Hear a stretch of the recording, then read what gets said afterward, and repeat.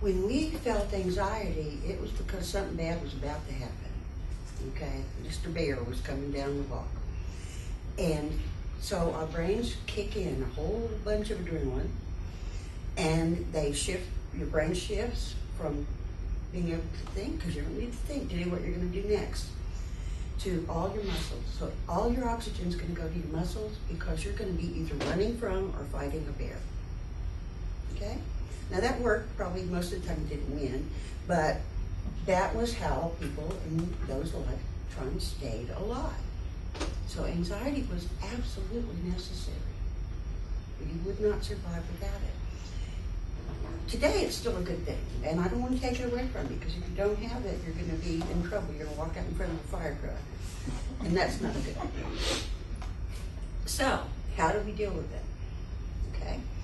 Anxiety for modern humans is almost totally what you think. Almost totally. Very little bears. That most of you have not encountered a bear. Okay. Now I could get a little closer to other things that scare you, and you would recognize that. But I could tell you that that's your thought about it, not the reality. Because if I say spiders or snakes, there aren't any in here. But if you're sitting there going, spiders, and you know what anxiety is about. You thought it, and it became reality. Have they been talking to you about taking tests? Is that what you were talking about earlier? Okay. When you hear tests coming, start going. And then what does the brain do? Does it start telling you things about what's wrong and how I'm going to mess this up and what will happen to me if I mess it up, and oh boy, I'll be living in my car under the dry dock, and I'll be eating grass and roadkill. Okay, and the point I want you to get, humor, by the way, is a wonderful stress relief, so anytime I can do that, I do it, and I highly recommend it to you. You feel what it's like. When you laugh out loud, your whole body goes, and it's really important to keep that in mind. Okay. So, here we go. It's in your head. All right. Anybody in here got a fear that they're willing to say out loud?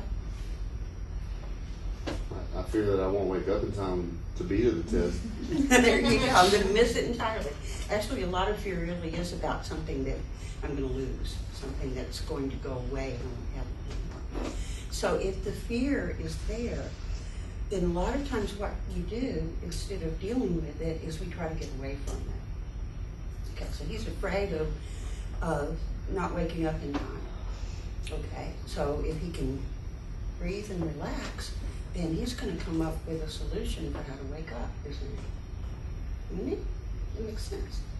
Okay, so the first thing we have to do is calm the fears about not being able to wake up, because you are able to wake up. So we take the fear, we calm it, we work with it, and then we go back and solve the problem, and we buy into alarm clocks and a dog. So the problem is, it makes it hard to go to sleep.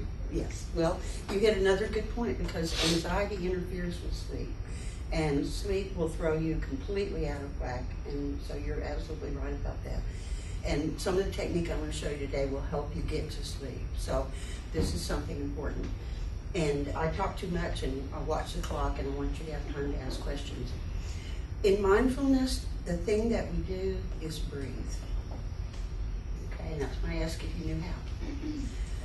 We also pay attention to our bodies, and where we store our anxiety. And a lot of you know that. If you have tummy problems associated with anxiety, you already know where you store yours.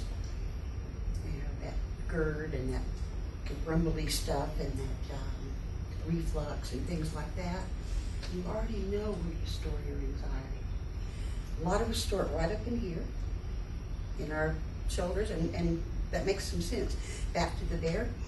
When we know we're about to be attacked, we protect our neck. And so guess where the muscles are tense? You see that? It makes sense, doesn't it? So when we begin to say, gosh, I'm afraid, where does it live in my body? And then I'm going to focus on those pieces and calm them down. This will kind of come together. You can help patients with this too. It's really something that will help them get through some of the difficult situations. So now, I'm going to wake up. use that one as in. And I've gotten my rational mind together, and I figured out how to get enough noise going on that it's gonna wake me up. So now I'm gonna go back and learn how to calm myself down so I get a good night's sleep. Okay? Now breathe. This is where I'm gonna ask you to do what I did. And I'll keep coming back and finding out if you're doing it. We want to find out where you keep your muscles tight, and one of the places you probably are, and I'm watching you all right now to see if you're breathing. Even y'all. You tighten the muscles in your abdomen, and you walk around with those muscles very tense.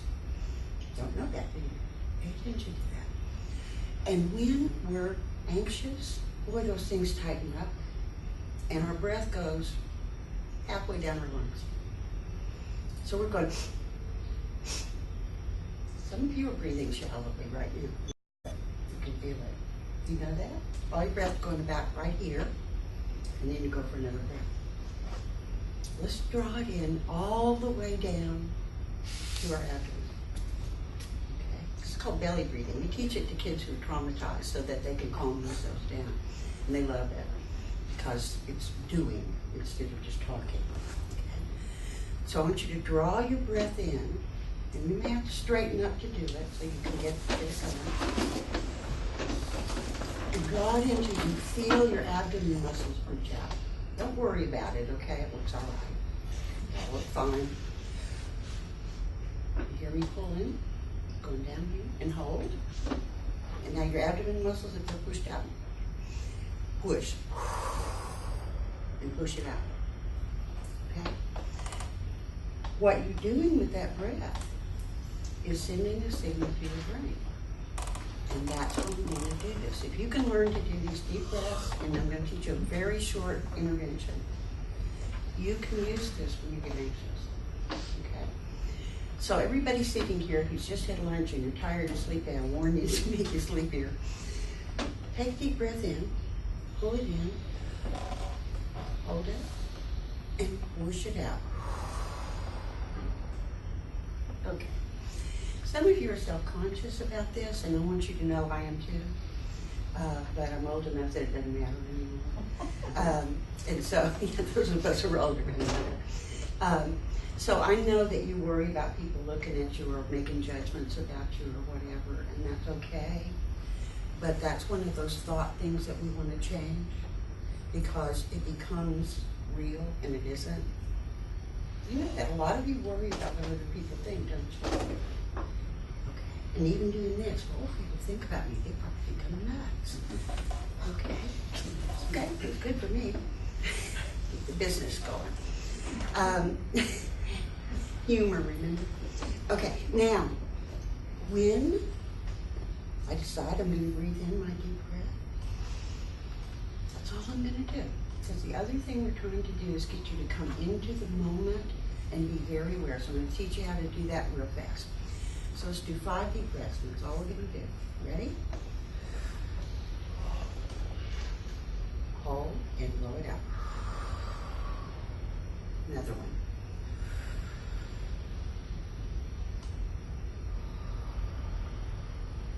Okay. If it's not getting down to your abdomen, try pushing a little harder down there. Okay.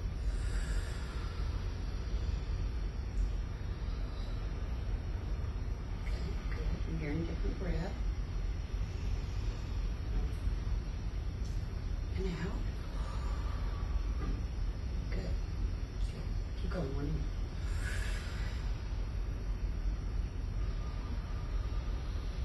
Very good. Very good. What I will promise you is if you take in your blood rate before, or your pulse rate before you did this, and after you do this, you'll see a change.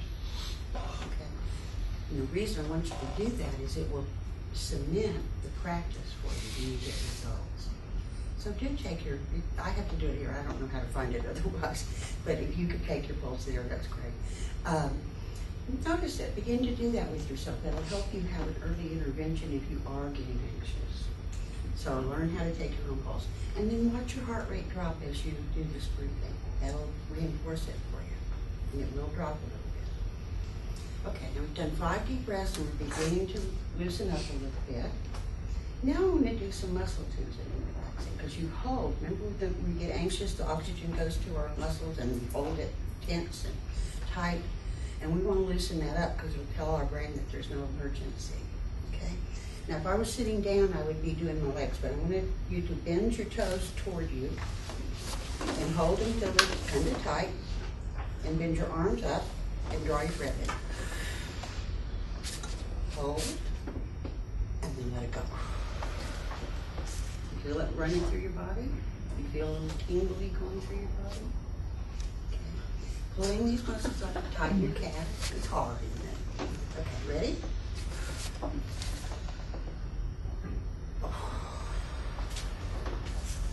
Come on, Fat. Well, you can do this. Dexter can do it.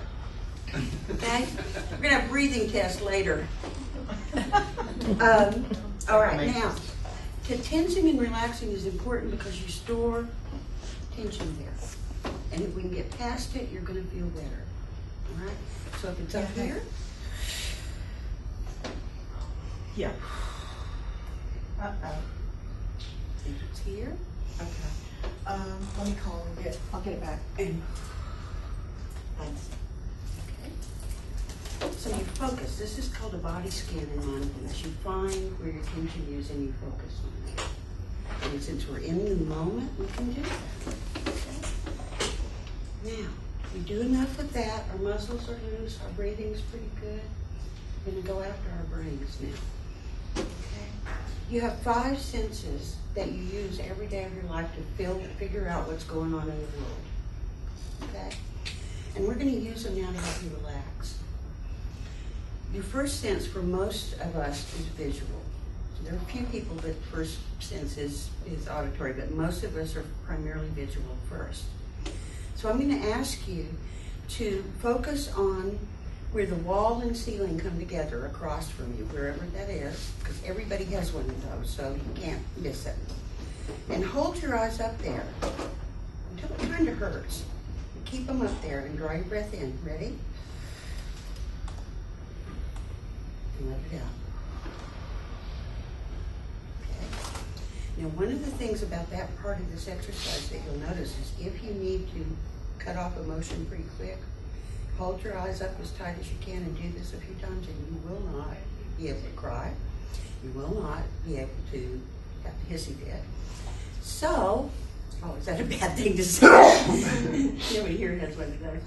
Okay, I don't know why that is, but it really does help. And so that's your first one. I'm not trying to see anything or recognize anything. I'm trying to focus my eyes. That's all I'm doing. The next one's going to be auditory. And in most places I am, there is a sound somewhere in the air conditioning system or something. And you focus on that as you draw your breath in. It's not to hear anything, it's to use your ears. And blow it out. I heard the voices in the hallway.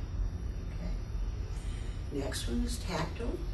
You feel something. Doesn't matter what it is. Again, we're not trying to find anything, we're trying to use our sense. Draw it in.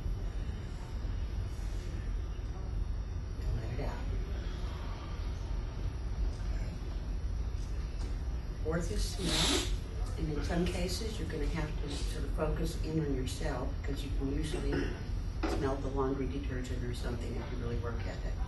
If you can't, you can have a memory smell that will work kind of the same way. So, however it works, but draw it in and focus on your smell now.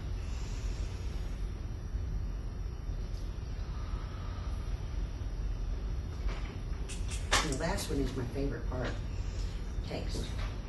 Now, if you've had something in your mouth recently, you're going to still be able to taste it. But the favorite part I like is that when you train on this, we give you a tiny little piece of chocolate, and you put it on your tongue, and you let it melt. And then you draw your breath in, and you focus in on that. See, that's the funnest one for me, because it melts, and you spread it on your tongue, and you can feel it. In these 5 breaths, do you notice something? It's gotten quieter in here. Some of you are sleepy, but a lot of you are actually feeling this. Okay? And within our senses, we've had some deep breaths. We're really kind of focused. Now we're going to get our brains going. I want you to pull a breath in and let any thought that wants to come through your head come through. Oh no, I've got to stop on the way home and get groceries. Okay? Any thought doesn't matter. Oh, I can never pass that test no matter what I do. Okay? What we're learning to do is not make judgments, because if I hear that thought and I go, oh, I can't pass this test no matter what I do, then that's where I am. Okay? So my next breath in is going to be an affirmation. You know, I've taken a lot of tests and I really can take a test pretty well. That never lie to yourself, because you always know. But what's true is true. Breathe your breath in. Why did she hang up on me when I was trying to tell her something? Okay. Again, don't make judgments. Hear that thought, let it out. Draw your breath in.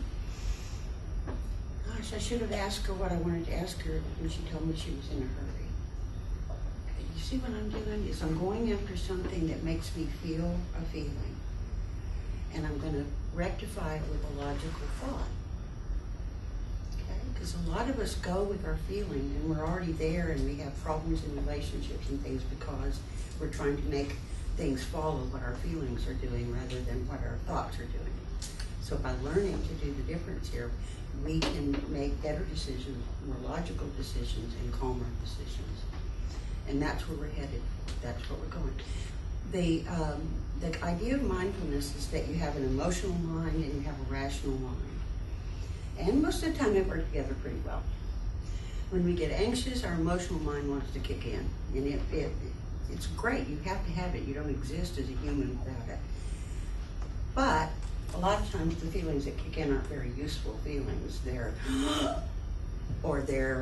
negative. So you have to learn how to work with your feelings. Fear, for example. If y'all are afraid, do you run? Is that what you do? If you get scared, do you run away? Probably. Most of us do. Mm-hmm. Or the other alternative, which you know, is fight. Okay? Now, if we can listen to our fear without judgment, like it's not okay for me to be afraid, that's judgment. Listen to your fear without judgment. Gosh, I'm afraid to go in that room today. What is my fear about? When I can accept it, I can go with it. I'll tell you, I'm a working example. I started to tell you that I was going to demonstrate speech anxiety for you because I could have worked myself into a full-blown anxiety attack here just coming to talk to you. Most of the time I talk to one person at a time. Very rarely am I in a room full of people. So I had to do the whole process that I'm telling you about today so that I didn't stand here and see you guys as the enemy and me as a complete goof. Okay? So that was the thought. Oh, I'm going to be silly and they're not going to get it. And they're going to go, oh. Okay, so that was my fear. How did I change that? I like this stuff. I like changing this thing. I like talking about it. Okay, what am I afraid of? Name your fear. I'm afraid you guys won't like me. That's something that happens to you a lot, doesn't it? I won't do this because I'm afraid you won't like me. You know what? I don't control that. And all of this is about control. When I finally accept that, I say, well, you know, I work really hard not to offend anybody. That's my goal in life. So if I make a mistake and somebody's offended by me, I can correct it. I'm okay with that. I'm good with it. So, come in here and I did. Now, I still have to breathe, and I still have to tense and relax my muscles, and I still have to say, no, Janice, they're not going to throw tomatoes at you. Okay, you get that part? But you feel some of those same things, don't you? Especially if you wonder what the person in the back row is thinking about you, or what the teacher's thinking about you. And then you go off into the future and you have a whole existence with that. You have all the feelings, all the fears, all of the agony, and none of it's actually really happened. Okay? So we come back to the present. And I think I can handle that in the present. If you don't like me, tell me and I'll help you with that. See what I'm doing? You see what I'm doing? I'm changing the way I think. This is a process where you change your behavior forever. And you don't just do it today and it's done. this is a practice where it at first is very unfamiliar and awkward, but eventually it becomes something you can do very automatically, and you will. And most of the time I do. It didn't take me days to get over my anxiety, okay? And I didn't run away. I almost did, but I didn't. So, here we go. Now, breathe. And stay in the present. I'm aware my tummy's a little tight. I'm aware my shoulder muscles were a little tight. And when I breathe, I can feel the air go through them and feel very comfortable and relaxed. This is important that you talk to yourself. Okay? When I do it in the office, I do the talking. But when you're by yourself, you do it. And so I talk to Janice, and I can say, Janice, you can do this. You are able to do this. You do like to do this, which is all true. But in my anxiety, that's not true. So here's why I keep pushing this for you. In the moment, you don't have to have anxiety. Except that there's a bear. Okay? And then I want you to have anxiety because you'll be following me out the door. And that's important for you to recognize. There are some things that are real. And they need anxiety. Our firefighters have a few minutes of anxiety before they know what's going on, and then they automatically can shift gears because they train themselves to do that. If they can't do the job. And so you learn how to do that.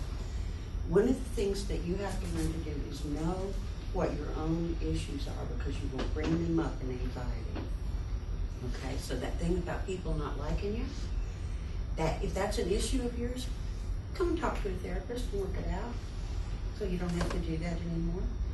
And you won't attach your anxiety to it from here on out. You've got old anxieties, you attach them. And so you ever think about that, like somebody turns you down for a date or something, and you're devastated, and you wonder, why in the world that happened to me? Why was I so upset? And you go, well, you know, and Frank and Bob and Ted and Mary and all turned me down for dates, I felt pretty rotten, and now I feel rotten like all of those times, not just one rotten, but all of them. Okay?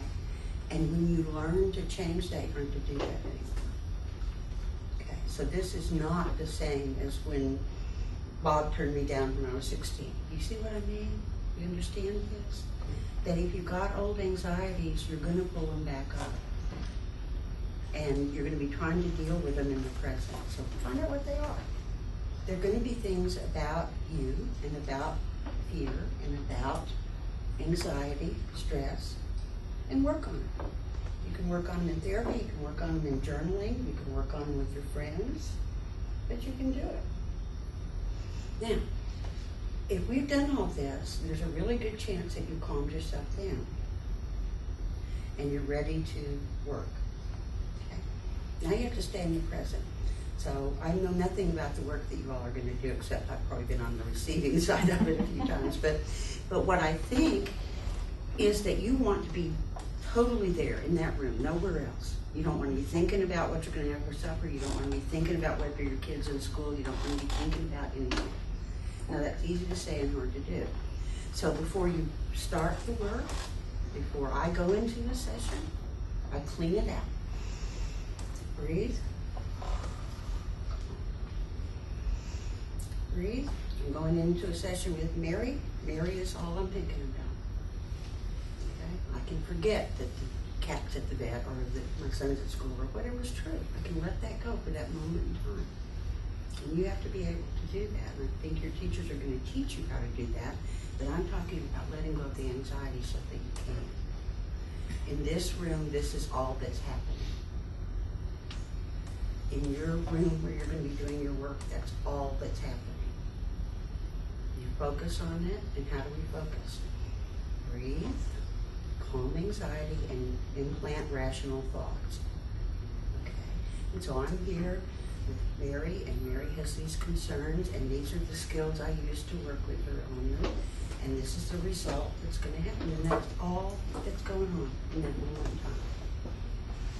Yeah. Can most of you clean your heads out like that and do that? You know how to do it? Okay.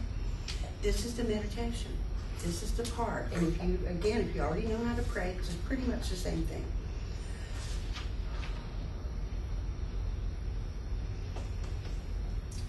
back's fine. The sun is fine. My car is fine. And I'm ready to be here. I'm ready to be here and hear her voice and hear her words and hear her pain. And at that moment in time, if I've done this pretty well, you're going to have to push me a little bit to tell you what my cat's name is, because I'm there. Okay? That's what we want from you. The other reason this works is that it's not so hard on your body. Anxiety is horrible on your body, and a lot of the things that you're going to see are going to be made worse by the fact that the people have had long-term anxiety. Immune systems suffer, guts suffer.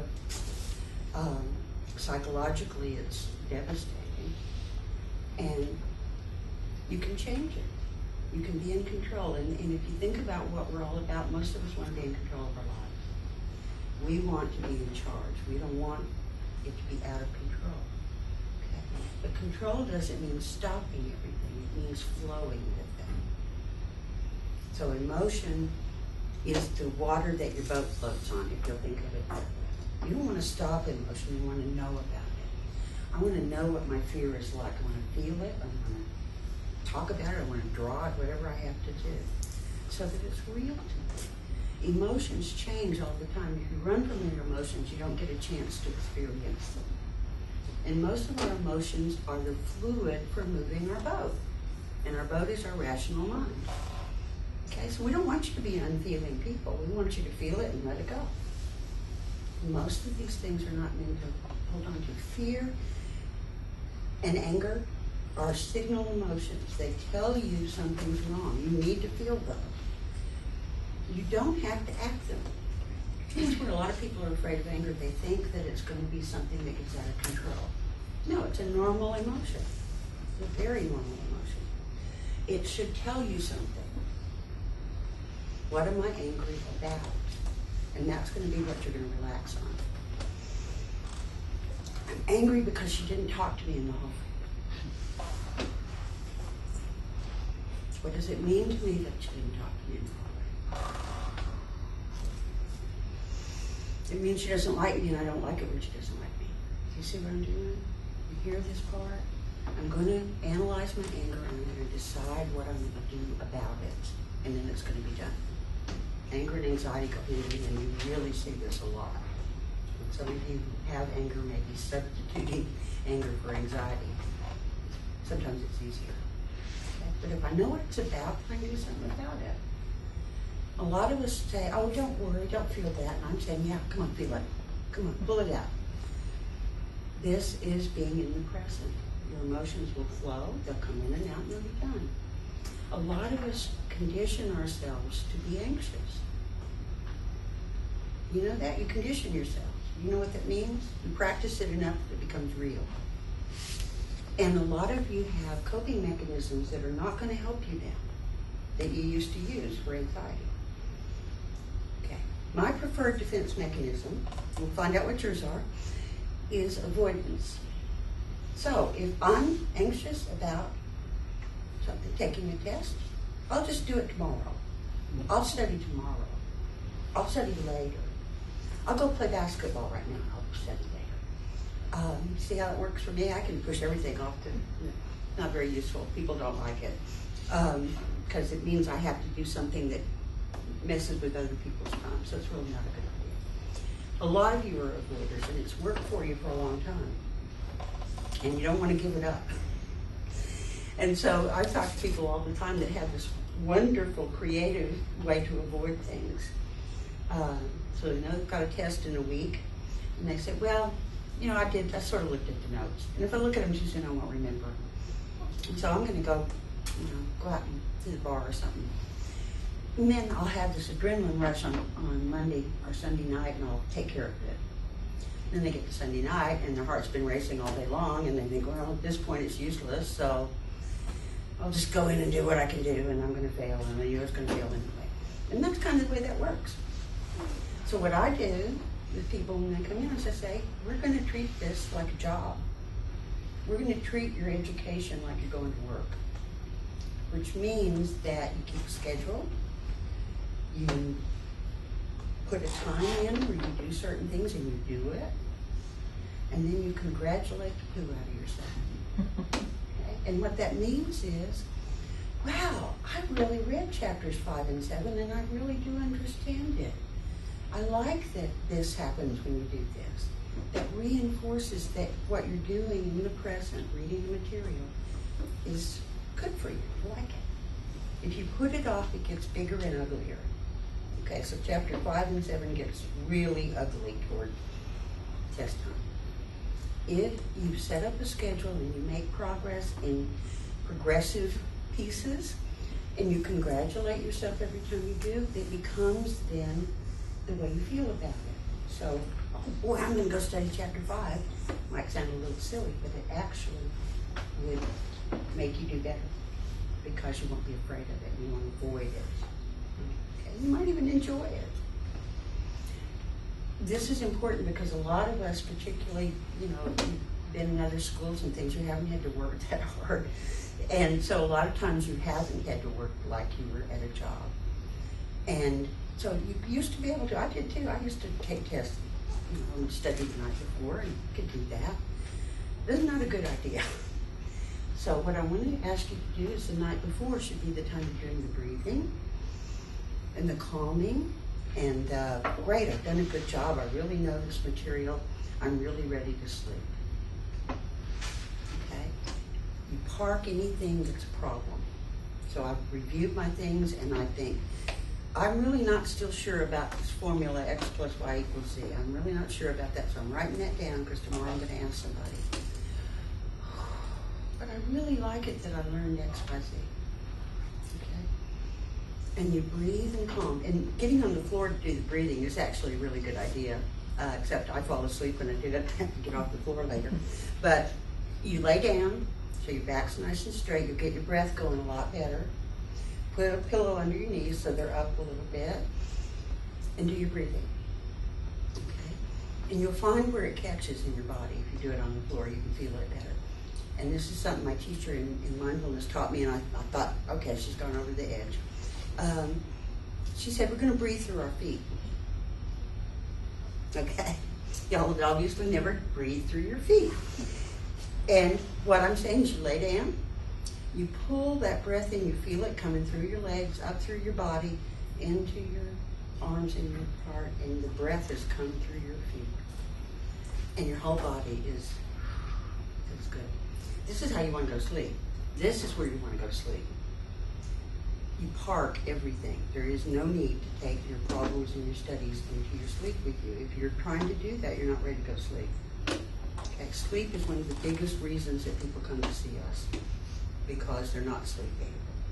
Okay, and we don't like to do meds, but we will do them because we'd like you to learn how to do this yourself, but you don't have a lot of time, and so meds are often used. But if you do this, you'll learn to do it eventually. The piece that I'm going to stop here in a minute and let you ask questions, but the piece I want you to practice takes 3 minutes, 5 minutes. You can do it anytime. What I like to do is first thing in the morning. Sit, watch the sun come up, breathe, do my senses, and I'm ready. It's not a big thing. If I have a stressful thing, I'm going to sit and do the same thing. I'm going to focus on what that stress is until I've got it in a way I can work with it. Okay, so if I'm upset about something, I'm going to do the same thing first. Breathe, calm, and focus. This will be really important to you because a lot of times what we do is impulsively act on those fears and those things that are going on inside of us, and that is not a good idea most of the time.